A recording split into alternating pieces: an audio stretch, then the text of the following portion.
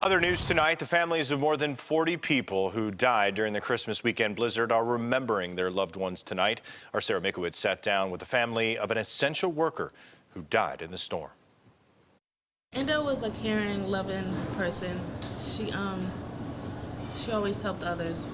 She always put other people before her sometimes. Wanda Brown Steele says her daughter, Anndel Taylor, had a larger-than-life personality. She's goofy. She's very funny. A little comedian. Right.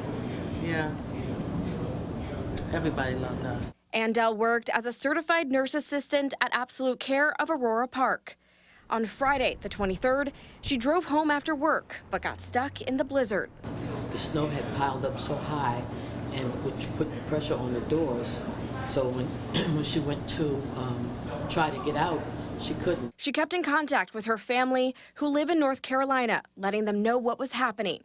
Her sisters say when she stopped responding to their texts and phone calls, they knew something was terribly wrong.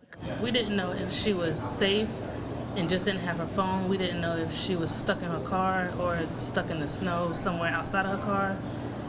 So our emotions were everywhere. And then when we found out that she had passed in her car, it was just devastating. It hurt really bad. Anndel's family traveled to Buffalo to return her back to North Carolina for burial. They say they will always remember Anndel as passionate, driven, and caring. How much she cared for her family and how much she cared for the people that she worked for and the people she took care of at her job. So I just want everybody to know that she just wasn't up here just wasting her life. She was actually somebody that was going to make something big of herself and her family. Sarah Mikowitz, News 4.